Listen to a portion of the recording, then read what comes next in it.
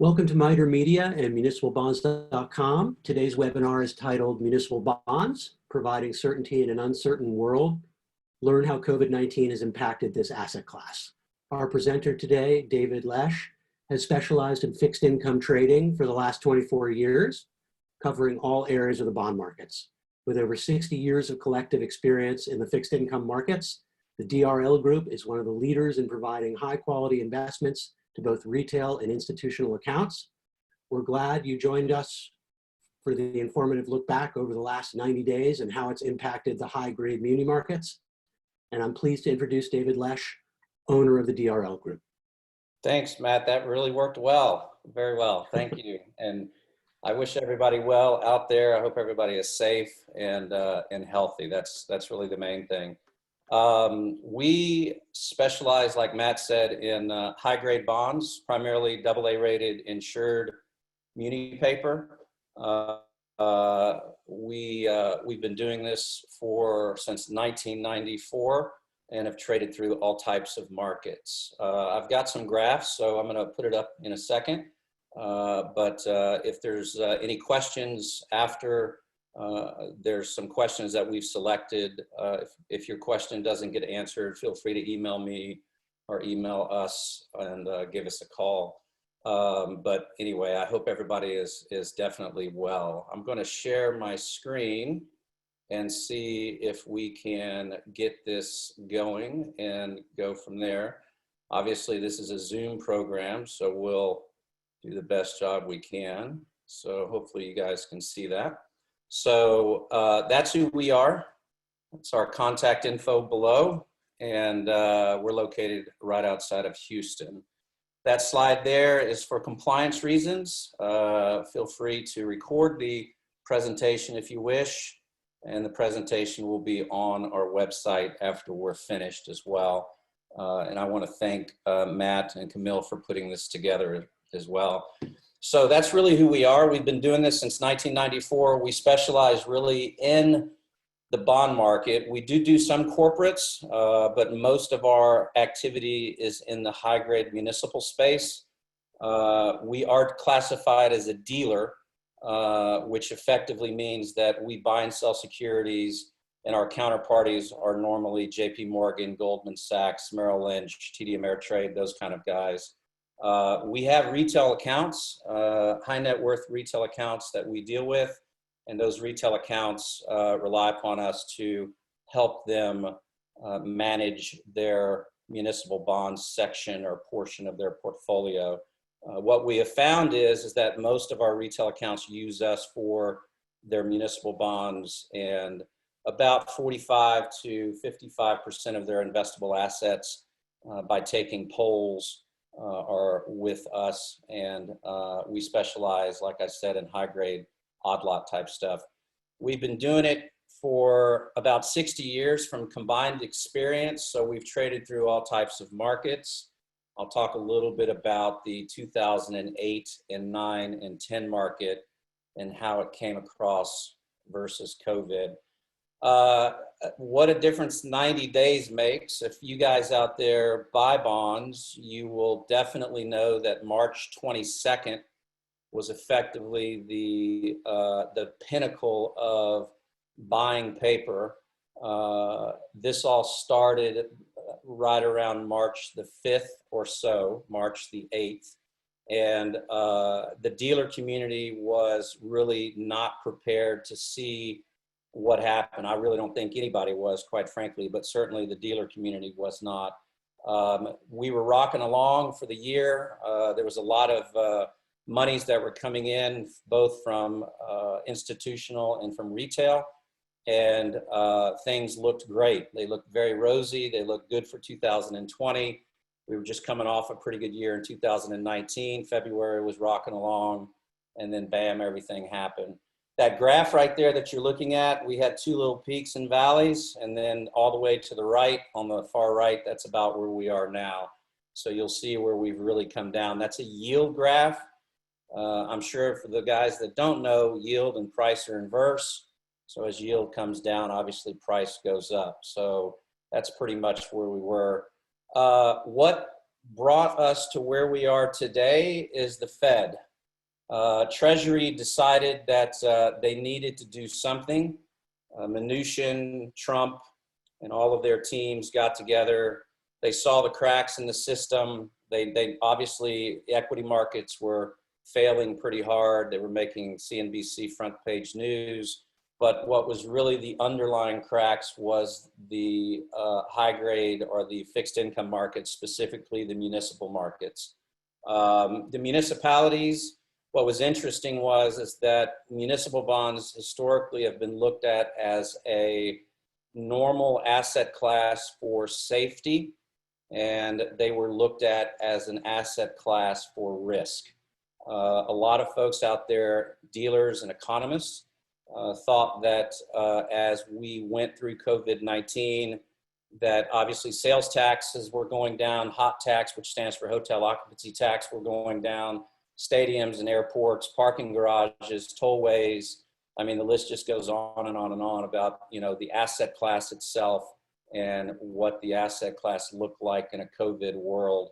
Nobody really knew what that asset class looked like in a COVID world, but the reason we've bounced so much is because the Fed came in. Notice in 08 and 09, it was about a 709 to a 710 billion dollar injection. So far, they've injected about 3 trillion, a little over 3 trillion for COVID. And there's a stimulus package number 4 on the books right now. Pelosi came in at 3 trillion. Trump indicated he wanted 1 trillion. I suspect that they'll meet somewhere in the middle.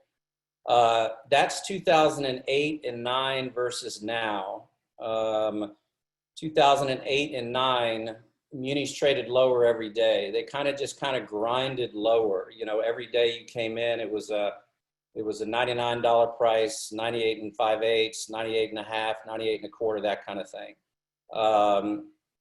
During COVID, the bids absolutely collapsed, and a lot of you guys and gals that buy bonds, you definitely know that. I mean, you come in on a Monday and the bid side is 104, and on Tuesday it's 98, and the next day it's 96.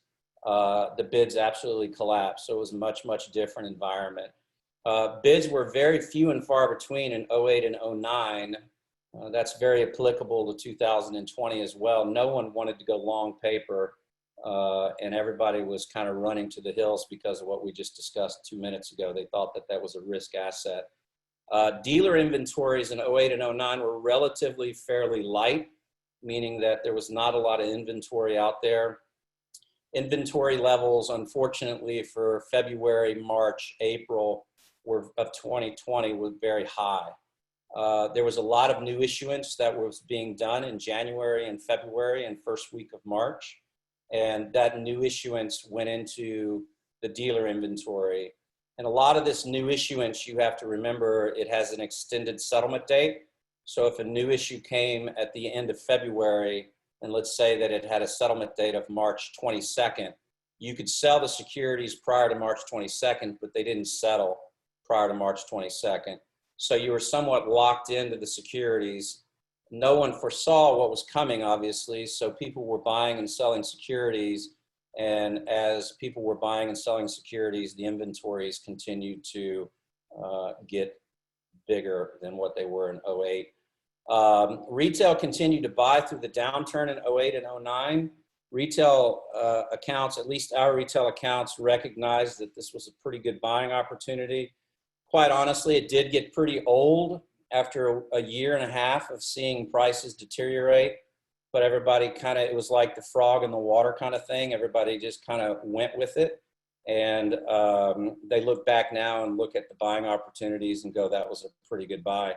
Retail in 2020 was a little bit different. They were shell-shocked. And quite honestly, the dealer community was too. Retail looked at this as, you know, I thought this asset class was safe. It's not safe. There's a lot of things going on. There was not a lot of buying. Obviously, nobody wanted to buy crowd-type bonds, as I have on the slide. We were continuing to gap down on the sell-off. The Fed acted very slowly in 2008 and 9. And if you guys remember, the Fed passed TARP and it didn't get passed. Obviously, the Fed acted very swiftly in 2020. I think they learned their lesson and they looked at this and went, we've got to do something. And give them credit, they really did do pretty good as far as acting very quickly. Our thoughts from a dealer perspective, and I sit on a lot of panels. We're a regional broker dealer. We clear through Fidelity. So we represent the regional community. We sit on panels with large wirehouses like, for instance, JP Morgan, Merrill Lynch, Bank of America type people. And we had weekly meetings throughout this overall COVID-19, both from a fair and orderly markets and how we're providing fair and orderly markets, specifically being remote, which was a big issue, and what our dealer thoughts were. And for the first time in a long time, FINRA, which is our regulatory body, reached out to a lot of the dealer communities and quizzing them on their inventory levels, their leverage levels, what type of securities they had in inventory, concentrated positions, credit ratings, et cetera. And that didn't happen, by the way, in 2008 and 9. Started to happen at the tail end of 2009 and mostly in 2010. So FINRA was very, very much more proactive in 2020, which is a good thing, quite honestly. But nevertheless, dealer thoughts were that in 08 and 09, we were buying down into the downfall, kind of like retail. Markets were moving slow enough to make pretty good decisions. 2020 markets were exactly the opposite. They were moving too fast to really honestly make good decisions. And, if anybody tells you they were making good decisions, then I'd like their phone number, because it's really hard to, when you're having a gap down market, to make pretty good decisions. In 08 and 09, a lot of people didn't think the Fed was going to intervene, but obviously they did through TARP. They pretty well shoved that down the banks' throats, and they forced them to lend, and that's really what was partially saving the economy. The insurers in 08 and 09 were failing. MBIA, FIGIC, and AMBAC, they all mostly filed bankruptcy. Back then, Timothy Geithner realized, and Hank Paulson realized, that they needed to separate the quality munis out of the insurance companies, because what was happening back then was that those insurance companies got greedy and they started to insure a lot of various asset classes, such as reverse convertibles and mortgage-backed securities, and that came back to haunt them as they went through 08 and 09. We knew the Fed was going to intervene, but we really didn't know when. We were on 4 economic calls from a regional BD standpoint, and those economic calls were with our regional Fed, which is in Dallas. We're located in Houston. And they were discussing how they were going to use some sort of stimulus packages for what's called today the Main Street Lending Program, which we'll get into in one second. We were concerned from a dealer community if the Fed would not get the deal done. That's really what our concern was. We figured they would, but we didn't really know how and really didn't know when. That's an interesting chart, and that's probably the crux of what really happened. That's a mutual fund flows, which effectively means that that's money that's going in and out of mutual funds. And that big V there, basically on March 25th area, is a massive outflow of mutual funds. And that's muni mutual funds, by the way. So as the mutual funds enjoyed a long period of inflows, or relatively, let's say, steady flows, they were not prepared for that V. And what ended up happening was it devastated the muni market. And that's part of the issue. With massive outflows comes our massive sells to meet those outflows. If you invest in private equity, think of it as a capital call. And the mutual funds had to meet those outflows. The only way a mutual fund normally can meet outflows is by selling securities. And so as they had these massive outflows, they had to go to the marketplace, dealers like us, and start selling securities to create the liquidity to satisfy Mr. and Mrs. Jones, because they wanted to cash out of their mutual funds. If you're buying mutual funds, That's your prerogative. We don't buy mutual funds here, and we don't buy mutual funds here because you're not controlling your destiny. You're seeing other people that are effectively impacting what you're trying to do or your overall investment. That selling activity created a huge bid flow in the street. And when you have a huge bid flow in the street, just think about, for example, if you're looking for a Toyota Tundra truck and there are 5 to choose from, you're probably going to pay up for that truck. But if there's 500,000 to choose from, you can be pretty selective. Same example, same philosophy. It's the same thing in bonds. When there's a bunch of bonds out for the bid, you know, you can start to be very selective, and you can start to say, I don't really care about that Toyota Tundra truck. It might be worth $50,000, but I don't want to buy it, but I'll pay you $25,000 or $30,000. That's effectively what was going on in a simplistic way. People like us, we didn't care to buy paper, and it showed. And it wasn't just us, it was everybody. Most funds are leveraged. Think about when they get your money, $100, they go out and buy $150 worth of securities. They're borrowing $50 from the bank. The bank itself is lending on the value of those securities. If those mutual funds continue to sell, obviously the securities go down in value. The bank's going to call that note, which is going to create more selling. There was no bid on junk paper.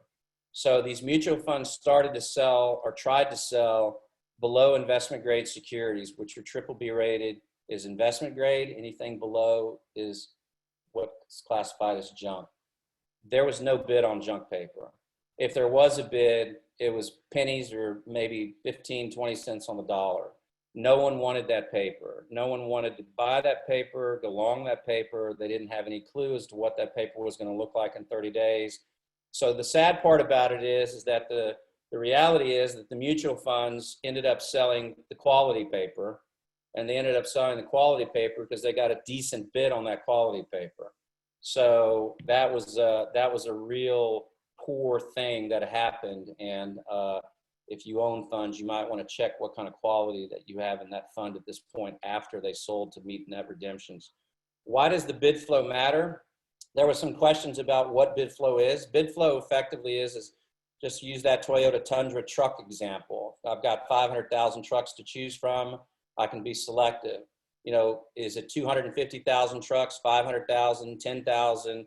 That's what effectively bid flow is. How many trucks do you have to choose from? In our situation, it's how many bonds we have to choose from. It creates volatility.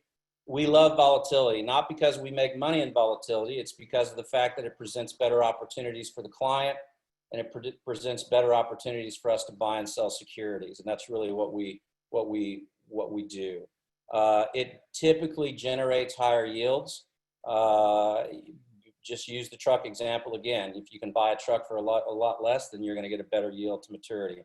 The muni market normally bounces back quicker than other asset classes, and that's the case here, really. I know the equity market's done very well. Yesterday, of course, we were down. Today, we're holding our own.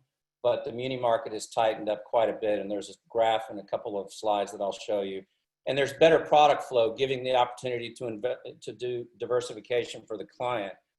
That right there is bid flow. So think about this as a heartbeat, and that big red area to the right, that was the bid flow we saw in March. And as you can see, that's a huge abnormal heartbeat. And so when you see that big heartbeat, you're really, really liking that heartbeat. You really want to go in there and do the best you can. It was extremely heavy in March. I mean, there were days where you couldn't even get to all the bids. I mean, you couldn't even try to get to them. Interestingly enough, that's 2008 and 2010 bid flow. 4 large spikes in a matter of effectively 2 years. So go back to the last slide, 1 large spike in a really short period of time, and that's 2010, 2008, 4 large spikes.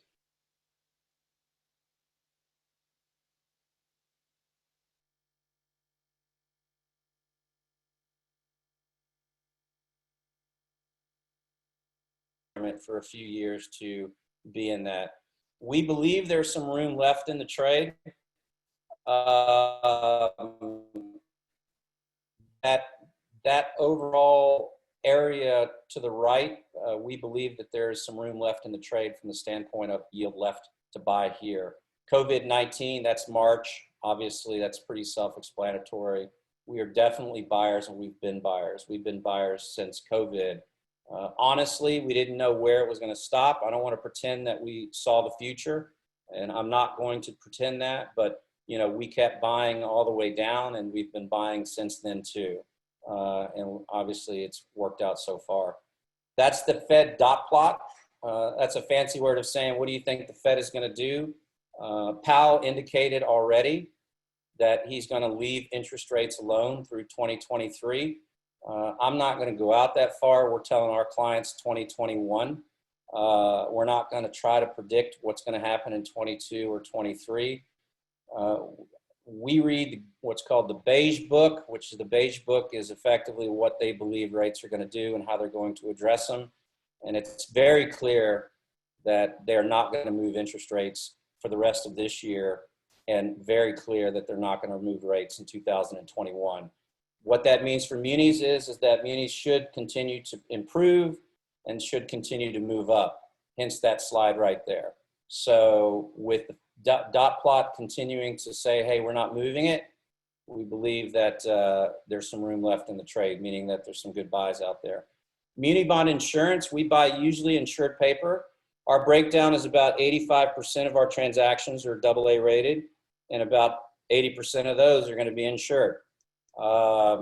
Insurance took a big leap in 2017. You guys remember what happened in 2017? That's when the tax law changed. And there was a rush to issue a lot of bonds in 2017, and they got it done. And that's effectively what happened. You'll see that big spike up. It's almost not even a spike. It's like a cliff. And then it continues to move up. Insured paper continues to grow. We're buyers of AGM, AMBAC, AGM, AGC, BAM, and Berkshire.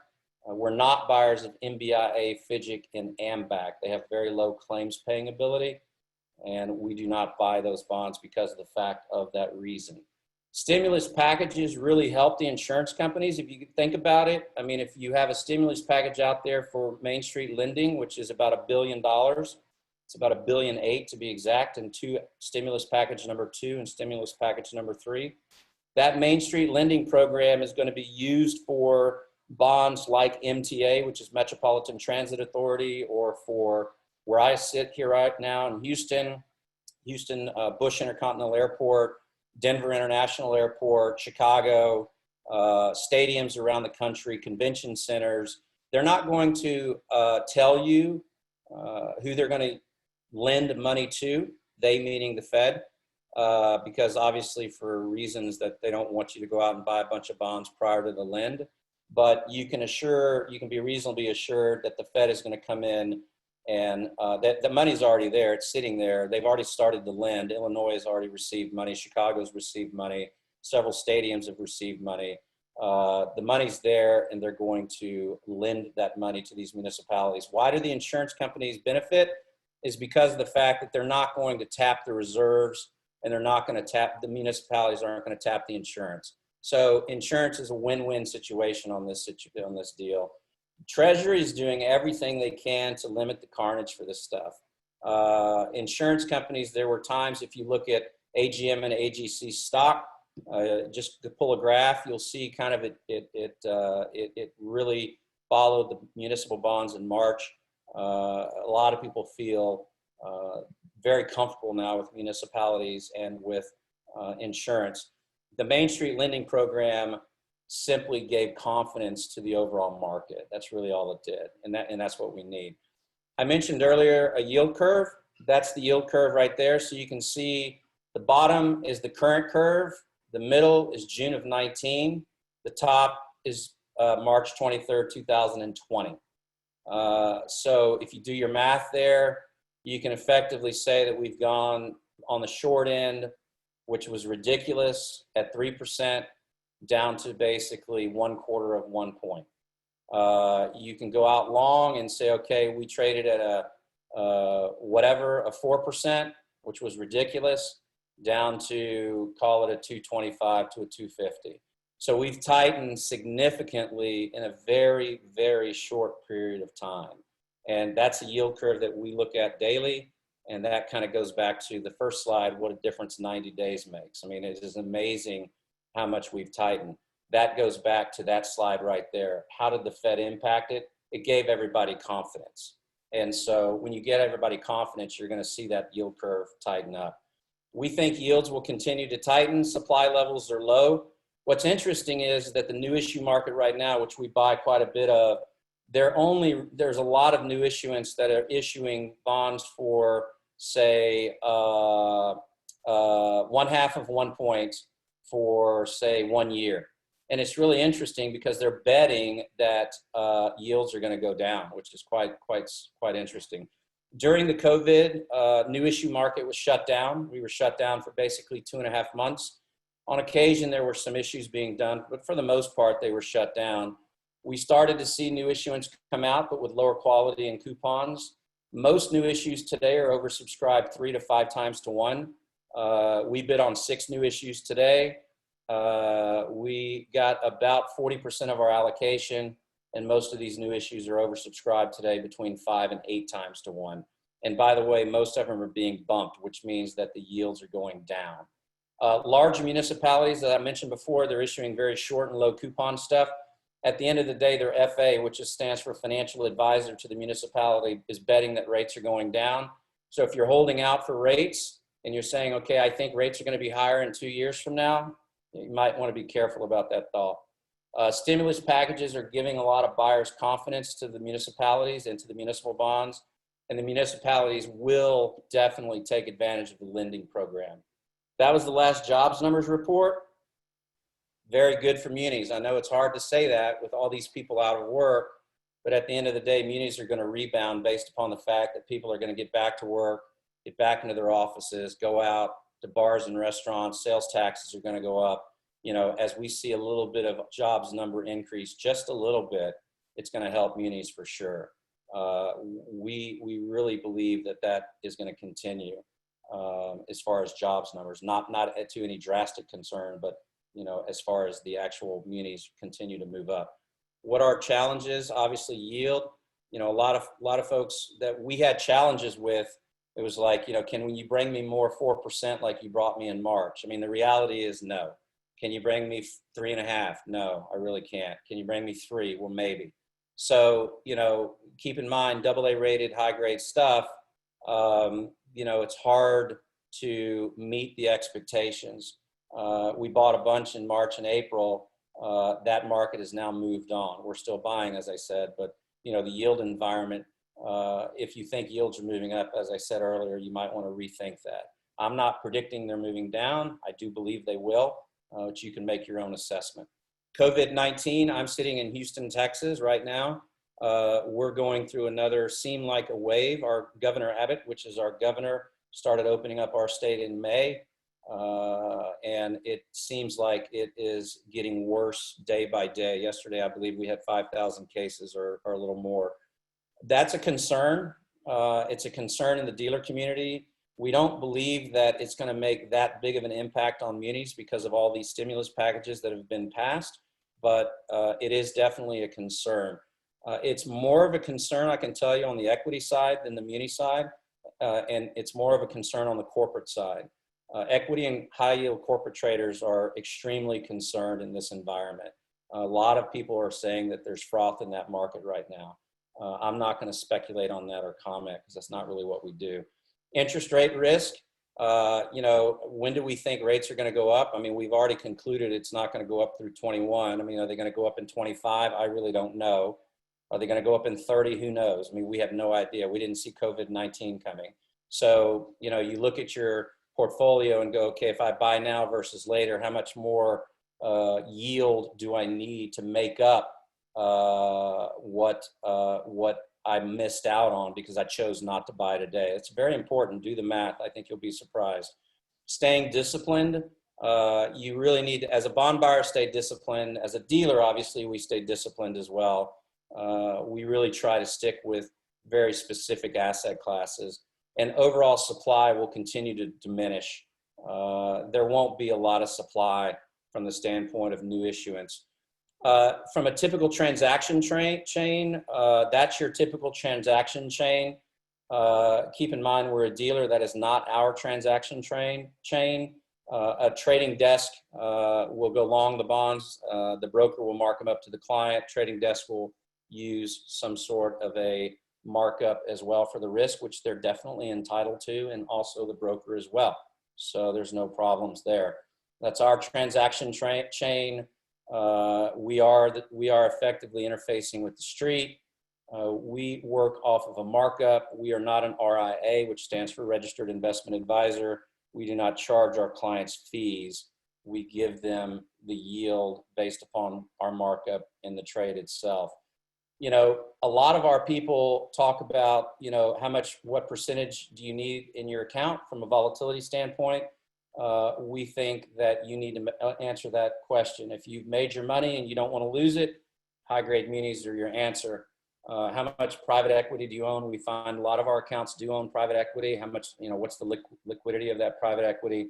And obviously I touched on the management fee. So the last thing is why bonds.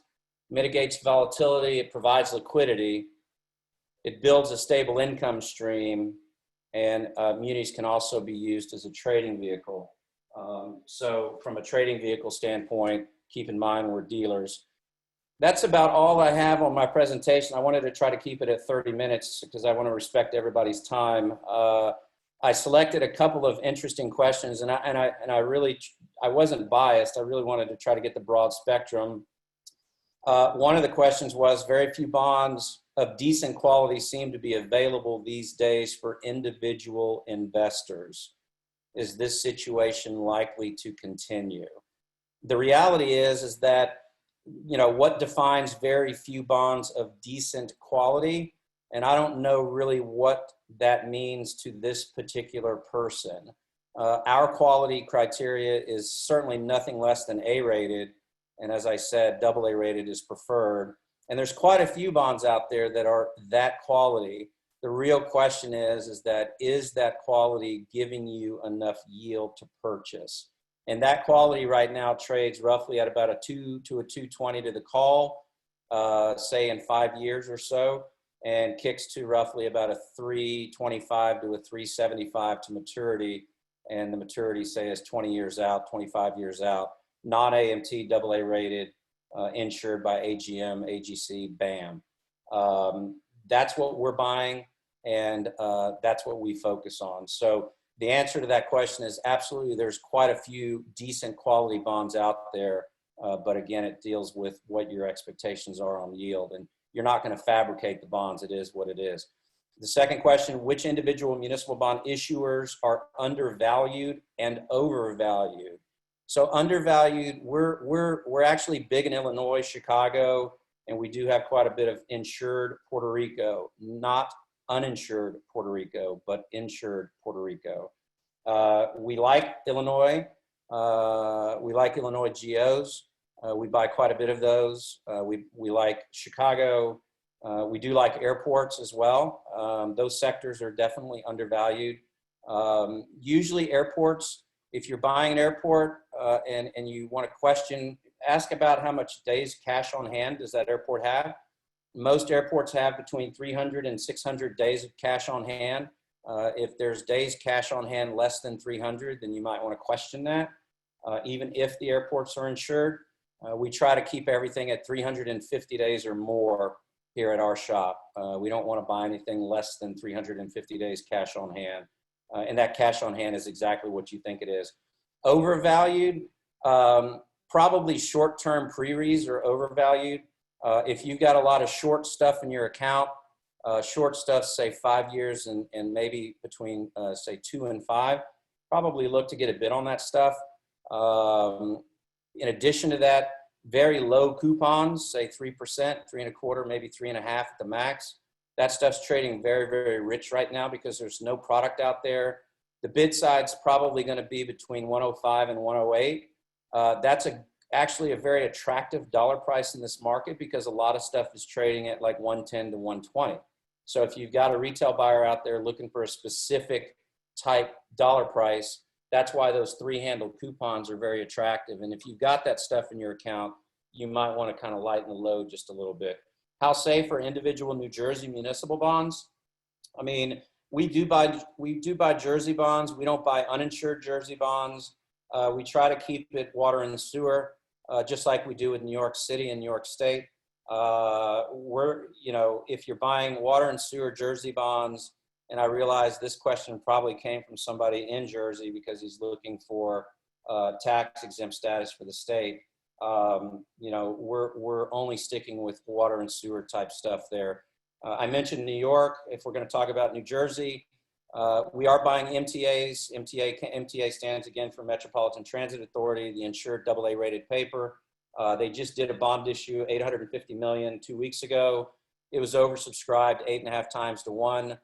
Sadly, MTA came out yesterday and said that they were looking to raise additional monies and get money from the government.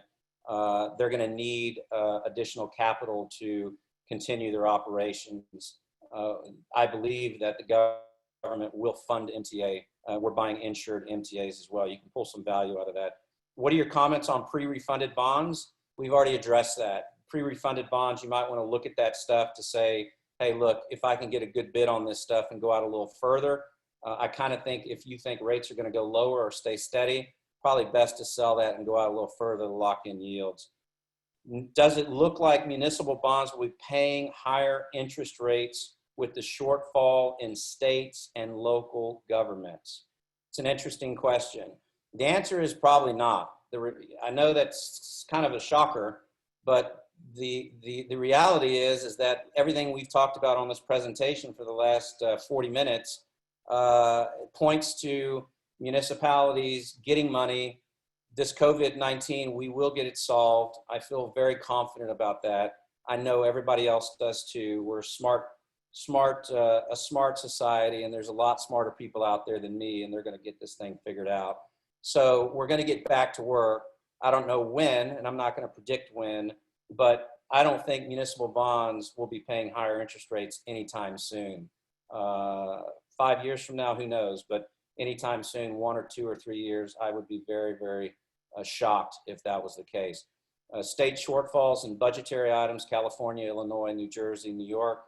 We're monitoring those closely, but with the Fed stimulus packages, the states are going to be able to manage it. What options are available to local governments to make up the revenue shortfalls? Well, we've already discussed that. That's going to be the stimulus packages. And then the last question, what is best to invest in currently? I mean, obviously, I pulled that question because we're muni bond buyers, and we obviously are biased, so we kind of think muni bonds are, but if I was to select, it depends on your overall investment objectives and how much money you want to dedicate to high grade or fixed income. Forget about high grade. I think personally rates continue to go down. There's a lot of good buys out there. Make sure you're dealing with somebody that's buying the bonds off the bid side, as I described before, and make sure you're dealing with somebody that has dealer capabilities to where you're talking directly to the desk instead of a broker. If you can buy stuff direct, that's going to give you a better advantage over your peers. So the answer would be high grade munis and specifically AA and insured. So Matt, that's all that I have. I really appreciate the attention. I want to respect everybody's time. You guys can reach us if you have any questions. Be happy to answer them. And Matt, I'll give it back to you.